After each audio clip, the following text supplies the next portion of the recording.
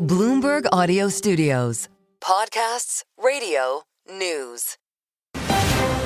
You're listening to the Bloomberg Balance of Power podcast. Catch us live weekdays at noon and 5 p.m. Eastern on Apple CarPlay and Android Auto with the Bloomberg Business app. Listen on demand wherever you get your podcasts or watch us live on YouTube. Pretty incredible to see that move on American Eagle on the back of True Social posts from President Trump. Of course, that is not all he's mused about on True Social. Today, we've heard from him on a number of issues, including, as Charlie mentioned, the threat to raise tariffs on India over purchases of Russian oil, but also a doubling down of allegations that began last Friday, shortly after the jobs report, that somehow the data put out by the Bureau of Labor Statistics was rigged. This is something the president said on social media earlier today, that these were numbers, fake political numbers that were concocted, to quote him, in order to make a great Republican success look less stellar. We would reiterate that neither the president nor anyone else in the administration has actually provided hard evidence to support these claims. But of course, President Trump has not just talked about it online. He's spoken with reporters about it as well and what's going to come next for the BLS. Listen to a few of his comments from over the weekend. We'll be announcing a new statistician sometime over the next 3-4 days. We had no confidence. I mean, the numbers were ridiculous, what she announced, but that was just one negative number. All of the numbers seem to be great. We'll see what happens. But we just found out that I have a open spot on the Federal Reserve Board. I'm very happy about that. And with 2 jobs to fill, we turn to Michael McKee for help. Bloomberg's international economics and policy correspondent, who, of course, covers the Fed, travels to Washington, where Kailey and I sit now to cover this very complex that the president is talking about. And he's with us now from World Headquarters in New York. Mike, we've got 2 different things here. There's wrong and there's rigged. As far as wrong, the revisions are part of the process, as we've been discussing. In many cases, respondents are slow to get back to the government survey. But when you hear Kevin Hassett on Sunday morning television saying the revisions are the hard evidence, how do we go forward from there? Well, it's an interesting question because I'm sure that Kevin knows better, and he's just saying it because he works for Donald Trump. The revisions are revisions, and there's a reason for the revisions, and that is that statistics is imperfect. One of the problems that the BLS has, along with the other statistical agencies, is that since the pandemic, response rates from businesses have been falling a lot. So they don't get as much information into the first release as they do into the later releases. And they also have to do some statistical abstraction. But that doesn't mean that the numbers are false. It's the best statistically that one could do. They also have a problem in that there are fewer people working at these agencies because Congress for years has starved the statistical agencies of cash. And so it all comes together in this situation where we had a couple of months that were revised significantly downward. But when I looked at the data, the response rate for the first May survey, which was revised down significantly by the third one in July, was 42%. So less than half of the businesses that are supposed to respond. So the Labor Department probably did some extrapolation and came up with a larger number that then, when they got more data, was pushed back down. I think the final data number was 89% response rate. The president also I don't know whether he's lying deliberately or whether he doesn't even know what he's talking about. But when he said that the BLS released data to make the Harris campaign look good right before the election, the BLS actually on November 1st, 4 days before the election, announced that in October there had been only 12,000 jobs created. So if anybody was favored by that, it would have been the Trump campaign. So it's kind of hard to know where you go from that when they're living at the White House in such a fantasy world. Well, and of course, that more than 800,000 revision number we talked about from 2024 actually happened during the Democratic National Convention. Joe and I were in Chicago. It was well before the election. So, Mike, that's on the BLS side. Of course, President Trump is talking about not just filling that role, but a new role on the Federal Reserve Board of Governors as well. How should we be reading into who ultimately he names potentially as soon as this week, and what it will mean to who ultimately is going to succeed Jerome Powell as Fed chair? He said he'd be naming somebody in a few days. I tend to doubt that based on his history and also based on the thinking that has to go into this. Scott Bessent has started a process. I'm not sure how far along he is in vetting somebody to replace Jay Powell as chair and in theory at the same time replace Adriana Kugler in her governor's spot.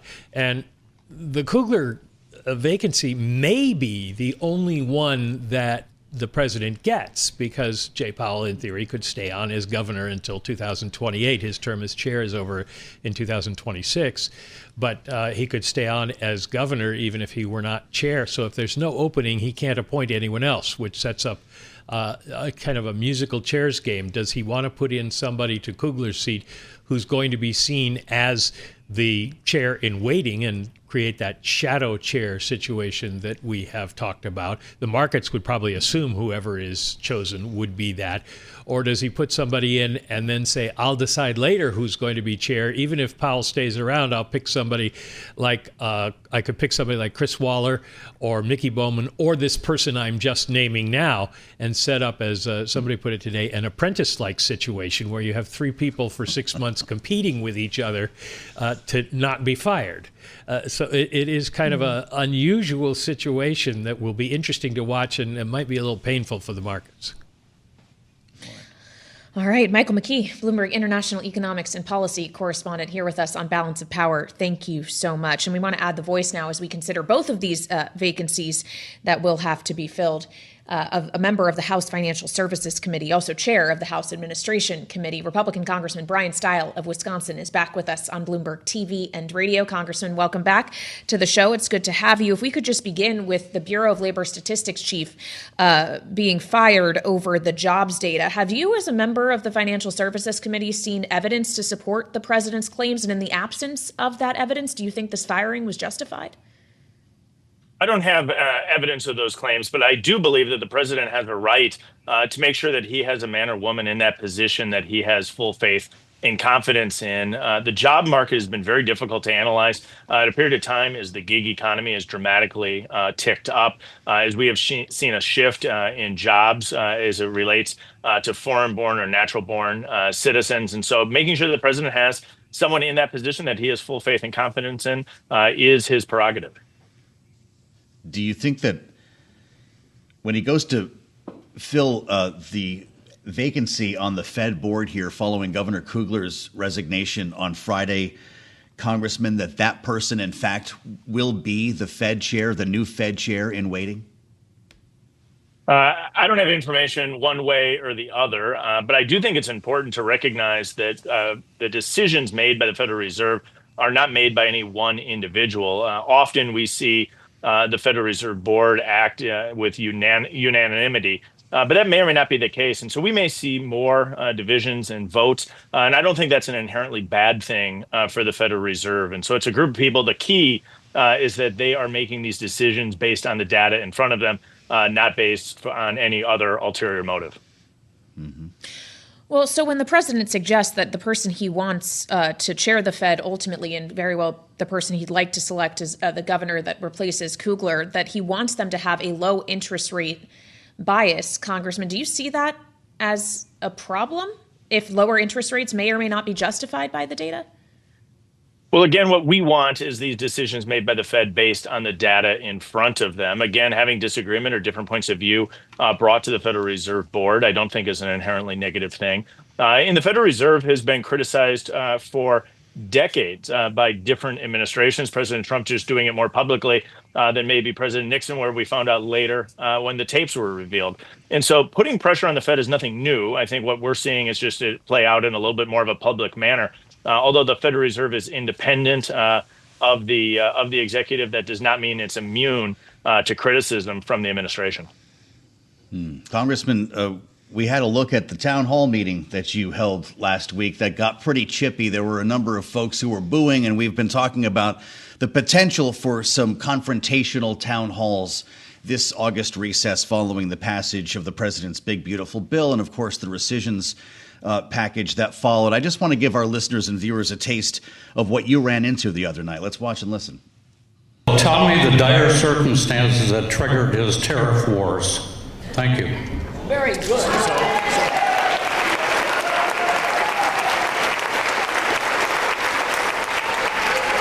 Tom, you got a veteran's hat, so out of the gates, I just want to say thank you for your service to our country. As we look at the broader tariff back and forth that's going on with the administration, this really, at its core, needs to be an opportunity to make sure that other countries are treating the United States fairly. The United States.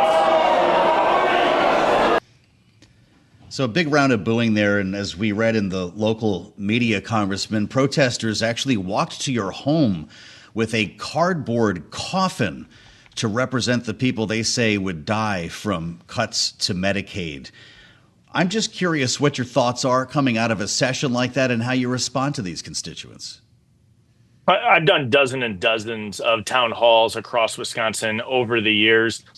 Media reports said that probably out of a room of roughly 400 people, there may be 30 to 50 protesters inside. Rest assured, they were loud. I don't think that group of protesters, the small group that was inside the room, were really representative of the views of most people in southeast Wisconsin. This was a group that tried to obstruct the Pledge of Allegiance, booed when we said, let's have a productive conversation. And so at the end of the day, I think what's really challenging right now across the board in the United States is a willingness to really engage in productive conversation about what needs to be done to move our country forward. And so far too often, individuals resort to disruptive tactics rather than engaging what's really needed of a substantive conversation, a period of time where we're massively driving debt further and further up, where we have global challenges from a national security perspective, and where we've made, I think, great progress on securing the U.S.-Mexico border. And so maybe it's a point in time of reflection for the whole country to reflect and analyze how we can have a much more productive dialogue, which is going to be really essential based on the challenges that are in front of us. Well, have you had any productive engagement around issues constituents may have around the way in which this one big beautiful bill threatens to affect them, or they're worried will affect them? Does it give you pause about any elements of the piece of legislation that you voted for? Well, there's a lot of misinformation that's circulating on key provisions of the bill, which is why I was hoping to use this forum as an opportunity to provide folks and residents across Wisconsin better information about what's actually in the legislation that's become law. We use a number of different venues to do this, through email, telephone calls, in-person town halls just being one of the ways in which I try to communicate with folks. But there's a lot of misinformation, in particular as it relates to Medicaid. And in regards to Medicaid, what we're seeing in Wisconsin is mostly a shift towards work requirements for able-bodied childless adults in the state of Wisconsin. That's an 80-20 issue because it's common sense that we know that we can help lift people up out of poverty as long as a job is a core component of that. Yeah. Well, look, I think that everyone deserves a lot of credit for being at that town hall on both sides of this, including you, Congressman, as a lawmaker. Making a decision to interact with constituents has not been terribly popular from what we've seen lately. And I wonder if you actually can hear from the voters who were upset about debt and deficits, seeing some $4 trillion added to ours in the so-called big, beautiful bill. There has been, I know, a conversation about coming back around to lower the debt impact of this legislation. Is that what the next move should be? We had questions on that exact topic, and I think it's important to know that as the Washington, D.C. accountants analyze that cost, large chunks of that, or the overwhelming majority of that, is actually just simply making the 2017 tax cuts permanent. We simply built on that by providing tax relief to seniors on Social Security, those individuals working overtime or earning tips. And so the bulk of the cost is really shown up by simply doubling down and making sure that we're making permanent the 2017 tax cuts that had a real substantive positive impact on real wages for families across the state. And so it's reasonable that people can have different views on any given policy, but this is where making sure individuals have the information they need to be able to make their decisions is so absolutely essential, and why a small group of individuals who protested the town hall was a bit disappointing for the countless individuals that wanted to hear what I was trying to provide. Congressman, we just have 30 seconds left, but when you return to Washington come September, what odds do you put around a government shutdown? We can't allow a government shutdown to occur. I know there's a lot of my Democratic colleagues that are actually hoping that we do shut down. I don't view that as productive. I'd rather make sure that we come together, address the spending challenges we face, and do what we need to do to avoid a shutdown at the end of September. Appreciate you joining us here from what looks like a beautiful day in Wisconsin, by the way, Congressman. We'll do this again soon, I'm sure, and certainly when you're back in the Capitol. It's Brian Style, Republican Congressman from Wisconsin's 1st District. I'm Joe Mathieu alongside Kailey Leinz in Washington. We'll assemble our panel next as Democrats in the state of Texas flee the Lone Star State to avoid reaching a quorum that could prompt a redrawing of congressional maps. We'll have the story next on Bloomberg. You're listening to the Bloomberg Balance of Power podcast. Catch us live weekdays at noon and 5 p.m. Eastern on Apple CarPlay and Android Auto with the Bloomberg Business app. You can also listen live on Amazon Alexa from our flagship New York station. Just say, Alexa, play Bloomberg 1130. Here in Washington, where the town has been abuzz for weeks now about the potential of redistricting wars heading into the 2026 midterm. The talk, of course, of which began a few weeks ago when President Trump openly suggested that Texas should redraw its congressional map in order to carve out 5 more Republican seats to give the Republicans a better chance of retaining the majority in the House of Representatives.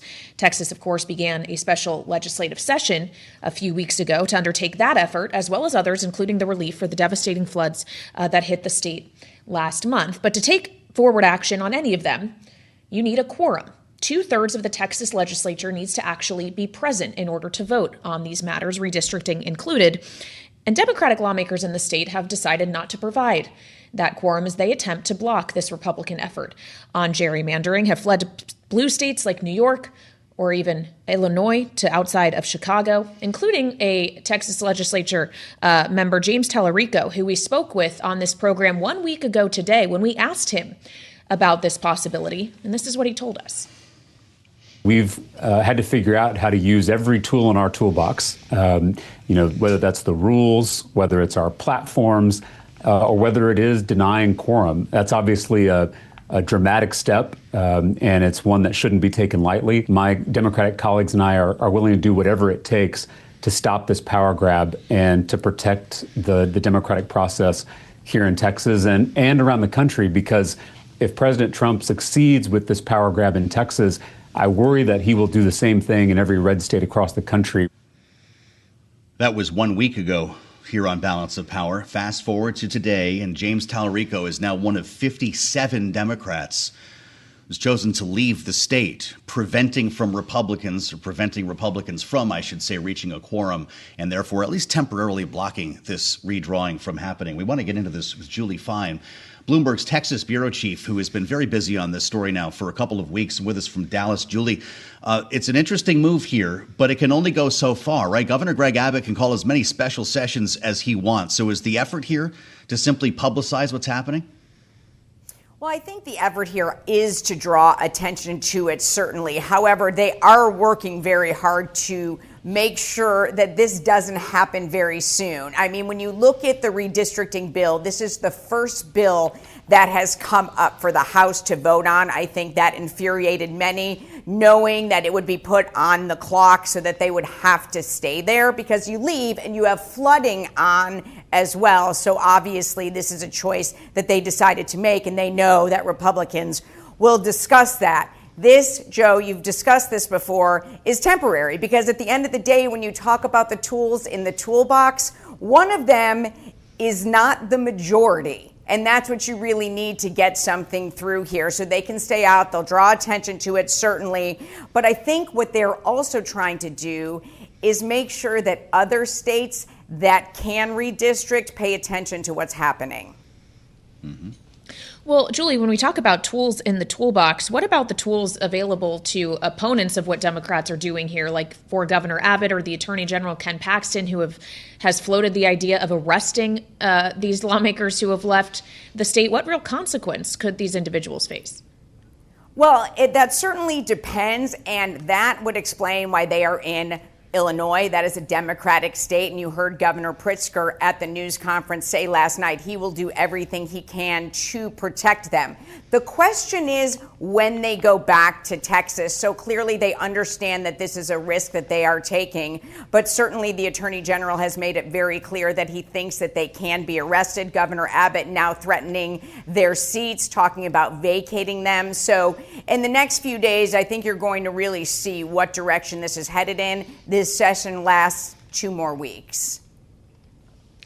All right, Bloomberg's Texas Bureau Chief Julie Fine, appreciate your reporting on this. Thank you so much. And as Julie mentioned, we did see the governor of Illinois, JB Pritzker, greeting members yesterday outside of Chicago. Let's get a taste of what he said. Trump came up with a new scheme, rig the system by ramming through a corrupt mid-decade redistricting plan that would steal 5 congressional seats, silencing millions of voices, especially Black and Latino voters. Let's be clear, this is not just rigging the system in Texas. It's about rigging the system against the rights of all Americans. And for those with us on radio and not YouTube or TV, it's worth noting that jbpritzker.com was pasted multiple times as the backdrop for these remarks. So let's get into this now with our political panel. Bloomberg Politics contributors Rick Davis and Jeannie Shanzano are with us. Rick Davis, of course, Stone Court Capital partner and Republican strategist. Jeannie, our Democratic analyst and senior democracy fellow at the Center for the Study of the Presidency and Congress. Jeannie, we've talked about, or we were just talking about with Julie, how all of this is a chance for Democrats to publicize what's going on in Texas. But is it also a chance for the likes of JB Pritzker, a potential 2028 candidate? It absolutely is. And I'm so glad you mentioned what was behind him, because Kailey, you can save democracy and raise money apparently at the same time for your run for 28. But this is really a precursor, not just to the midterms, but to 28. And you're giving a lot of state and local Democrats the chance to show Americans that they are willing to fight for them. And that is what many Democrats on the ground want. I think one of the ironies of this entire story is the fact that this is allowed because the Supreme Court said it is constitutional to politically gerrymander. And that has gotten us into this position where you now have Texas and sure to follow other states, whether California, New York, Illinois, they will try to gerrymander. And the losers here are the American public, Republican and Democrat, because what you're doing is denying people a choice at the ballot box, making our House districts less competitive. And that is anti-democratic with a small d. I know we've seen this move before, Rick, but what kind of strategy is this here? You go to hang out with Pritzker in Chicago, Kathy Hochul in Albany. I guess some of the others are in Boston right now, but you have to come home eventually. Might have to pay fines when you do it, and then the governor simply schedules another special session. This doesn't keep anything from happening, does it? Yeah, it's not a winning formula from what I can tell, and I don't know, but most Texans, I would think, hanging out with those Democratic leaders in Yankee states is probably not exactly a positive for them coming back to their home district. So, I mean, I can't believe that's going to work. And then on the top of it, you've got another liberal Democratic governor, Gavin Newsom, saying he's going to do the same thing they're doing in Texas. So, I'm sorry, sounds like you've adopted the same strategy. So why are these people hiding? I honestly don't think it's a winning issue for Democrats. Nobody's ever won an election that I can recall, decrying the negative state of redistricting. I mean, even the Supreme Court says, you know what? Districts are set by political means, and that's exactly what they're talking about doing. So the likelihood that any of this is going to result in a successful lawsuit, devil's in the details, but that's been tried before, and very rarely does it succeed. So I don't know. I mean, I think this takes Democrats off their game, puts them in an awkward spot where some of the leaders are claiming to want to do the same thing, and others are harboring people who are trying to avoid it. So where are you, Democrats? Are you for this or are you against it? Well, so let's add the voice of another Democratic governor. Rick, of course, mentioned that California Governor Gavin Newsom has floated the idea of pursuing something similar, but so too earlier today did the governor of New York, Kathy Hochul. To refuse to stand up and fight for our democracy as we are joining in solidarity with our friends from Texas means one thing. You won't fight for democracy, you're doomed to lose it. Republicans are willing to rewrite these rules to give themselves an advantage, then they're leaving us no choice. We must do the same. There's a phrase, you have to fight fire with fire. That is a true statement of how we're feeling right now. Jeannie, is the more fire strategy the right one here? Yeah, and we're hearing that strategy. You mentioned Newsom, Hochul, Pritzker, also people like Holder, who famously has been against this strategy until he is for it now. You know, the party has no choice as they see it. Once one party goes down this direction, the other one is going to follow, whether you like it or not. But I'm not sure this makes the Republicans seem strong. We've seen two examples in the last few days, to me, of Donald Trump feeling very nervous. Number one, he gets bad job numbers. He's so concerned, he fires the messenger. Number two, it doesn't seem like they feel they can win the midterm unless they rig the districts in Texas and potentially other states. So to me, I think it screams that the GOP has a bigger issue here than redistricting, which is why can't they run fairly on their message? And you were just talking to Representative Style about the difficult town calls he and I'm sure other Republicans are having as they go out to sell this wildly unpopular bill. So I think this screams concern about holding the House because the public isn't seeing what they've done so far in a positive light. Well, it's, of course, I mean, it would potentially be an issue either way with a majority of 3 or whatever the speaker is dealing with right now. Rick, you mentioned nobody's ever won elected office beating the drum on gerrymandering. But what do you make of the potential math at hand here? Donald Trump is convinced if they redraw these maps, add 5 seats, they go red, Republicans keep the House. Is that a dangerous bet? Yeah, it's a dangerous bet. I mean, look, historically, the party in power loses, 25, 35 seats. I mean, like 5 seats in Texas in that average is not going to make a dent. And so you're spending all this political capital to maybe win 4 or 5 of those, right? I mean, like I've seen so many redistricting battles where you think you're going to pick up seats and you don't. And so at the end of the day, it's a high leverage situation. But look, he's sitting on government. He's got $200 million in his super PAC, and he's got all these options. And so why not trigger a few of these options? It's not the first out of cycle redistricting Texas has done. And and arguably they picked up Republican seats. Rick Davis and Jeannie Shanzano, Bloomberg Politics contributors, many thanks to both of you for a great conversation here on the Monday edition of Balance of Power. We have breaking news coming from NATO. In fact, the U.S. ambassador to NATO is going to join us ahead on providing weapons to Ukraine. It's next on Bloomberg. You're listening to the Bloomberg Balance of Power podcast. Catch us live weekdays at noon and 5 p.m. Eastern on Apple CarPlay and Android Auto with the Bloomberg Business app. Listen on demand wherever you get your podcasts or watch us live on YouTube. Thanks for being with us on the Monday edition of Balance of Power, where we've covered some of the domestic issues that are abuzz in Washington and the greater political universe today. One being, of course, the president's ability now to appoint not just a new head of the Bureau of Labor Statistics, but also a new Federal Reserve governor, potentially impacting our economic path forward. But also, of course, the redistricting effort that the president himself is pushing in Texas. President Trump also weighed in on American Eagle and the Sydney Sweeney ad earlier today. We don't need to get into that, though. President Trump, though, not stopping there, as he threatens today to raise tariffs on India for purchases they continue to make of Russian oil. Of course, the threat to impose things like higher tariffs or secondary sanctions on countries that purchase Russian energy, part of what has been a bit of a tone shift from President Trump when it comes to Russia's ongoing war with Ukraine. That, of course, was further evidenced last month as well by an announcement that was made that the U.S. would be providing more weaponry to Ukraine, but that distribution would actually be handled by NATO and that NATO countries, Joe, would pay for it. And today we got the announcement of the first country that is making such a purchase. It's the Netherlands. That's right. We had a lot of questions at the time about how exactly this would work, but it's being laid out before our eyes. They're calling it PEARL, I believe is the acronym, Priority Ukraine Requirements List, a financing mechanism worth about 500 million euros, about $578 million. Indeed, the Dutch are stepping up first here. And we're lucky to have the U.S. ambassador to NATO to help us understand a little bit more about this. Mathieu Whitaker is with us live from Brussels. And Ambassador, it's great to have you back on Bloomberg TV and radio.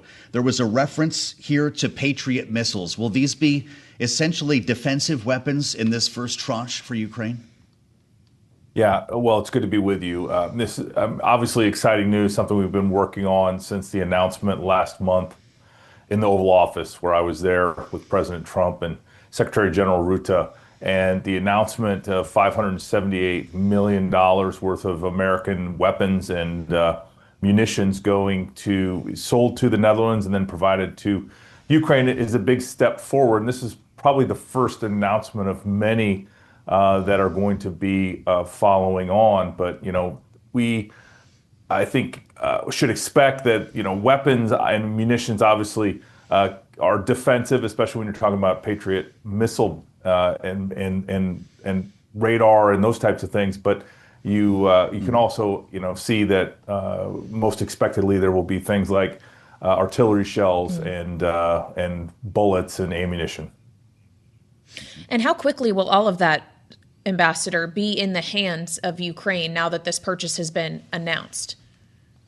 Well, obviously, we're moving out very fast, in expectation of this. And after the announcement, the folks that are doing the logistics have already had some of this material in process. And so it's moving in the typical channels that you would expect. I just want to say that, while this announcement of the Netherlands purchasing American equipment is important, remember why they're doing this. It's because Ukraine wants American equipment. Ukraine wants our weapons and our ammunition because it's the best in the world. And, a lot of it is manufactured in the United States. And that's why, one of the things that I'm working on here in NATO is to make sure that American manufacturing continues to thrive and grow and expand. And, those are really hand in glove as to what we're doing and the work we're doing here to make sure that Europe can ultimately defend itself long term.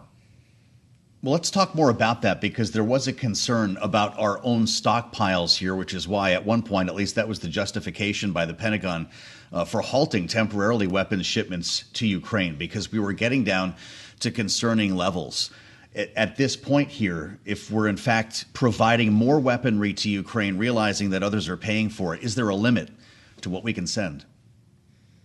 Well, yes, there is. And we want to make sure that the United States is never at a strategic disadvantage or puts ourselves in a vulnerable position. And so what we're providing is what would be considered excess in addition to what we need to defend ourselves strategically. But at the same time, we're still manufacturing, whether it's missiles that go with the Patriot system, or whether it's artillery shells or everything in between. All of these armaments are continued to be manufactured in the United States and, quite frankly, all across the NATO alliance. And so we see the need in Ukraine. We then, the people at the Pentagon, especially the generals that manage a lot of these important programs, looked and determined what we could sell to our NATO allies, and then they could provide them to Ukraine.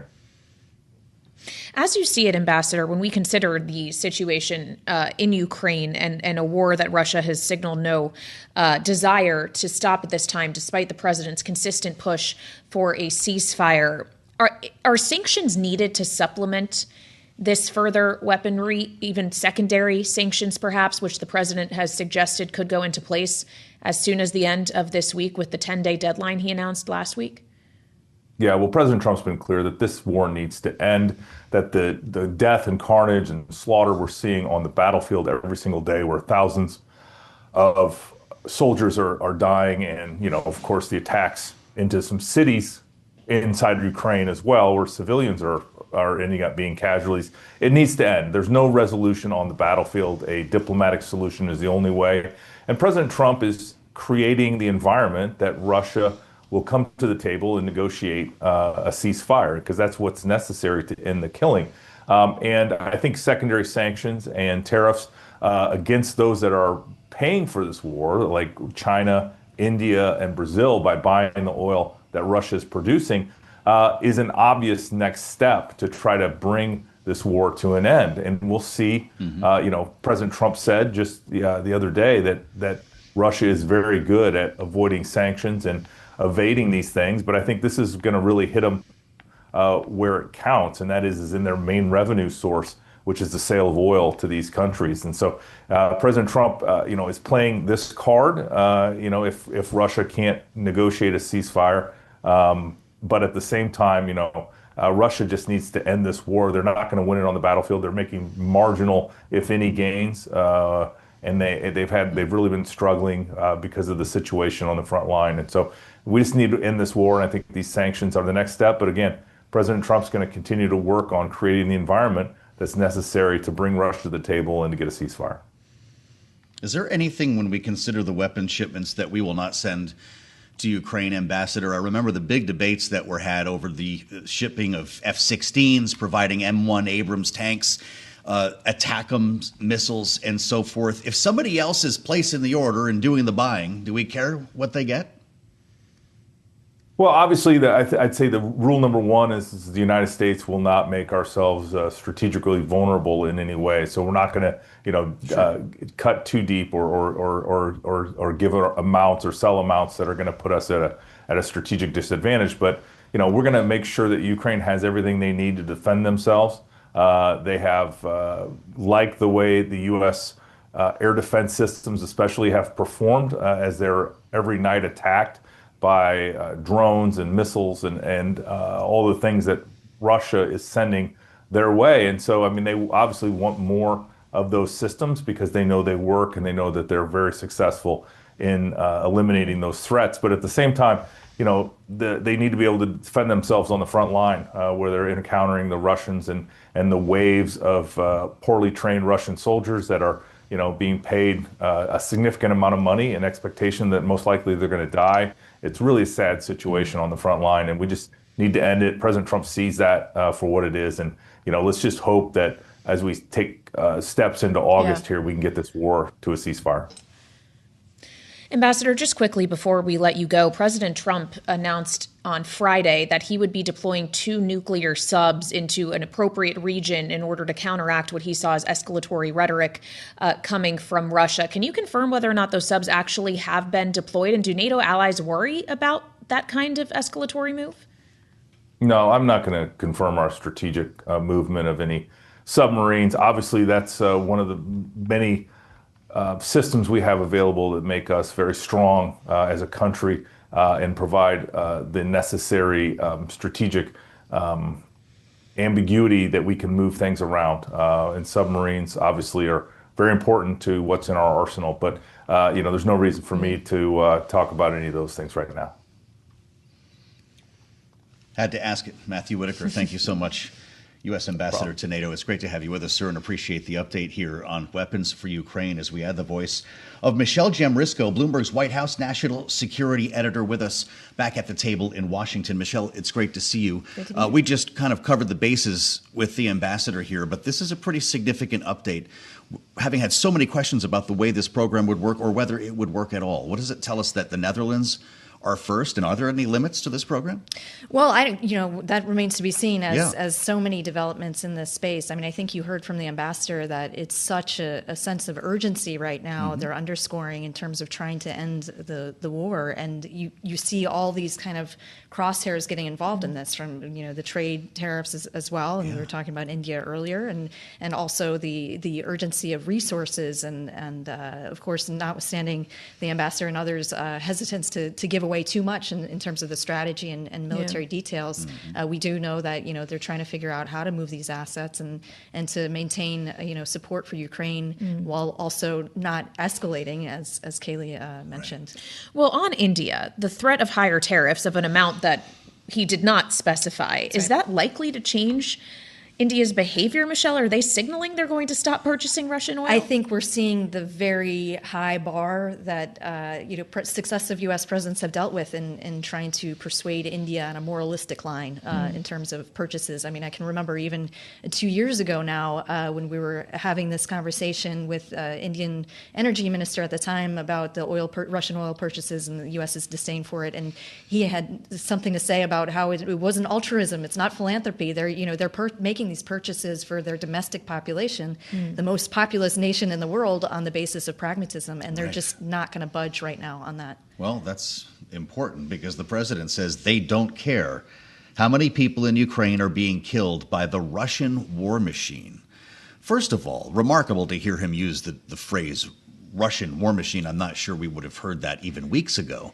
But to the point that India is being framed this way by the president would suggest that they've talked about this. Did this come up with Modi? Well, we can't get inside, his head on the conversations he's personally had with Modi, but we do know, of course, he's had warm relations with the Indian leader for some time. I mean, dating back to campaign trail, meetings and events and that sort of thing. So it really just does again underscore, the toughness which India is using, their leverage and saying, no, we're not going to sway on this. And by the way, we don't appreciate, they said in a statement last hour, that the EU and the US are being somewhat hypocritical in this, and they're pointing to purchases of different goods by those two entities too, so from Russia. So there's a lot of war of words going on right now, and it's the India tariff deal is just one thing that's being caught in this sense of urgency that Trump has renewed over ending the war in Ukraine, that he, by the way, campaigned on finishing on day one. So we'll see. Yep, 24 hours was a promise at one point. Michelle Jamrisco, Bloomberg White House and National Security Editor, thank you so much. Thanks for listening to the Balance of Power podcast. Make sure to subscribe if you haven't already at Apple, Spotify, or wherever you get your podcasts. And you can find us live every weekday from Washington, D.C. at noontime Eastern at Bloomberg.com.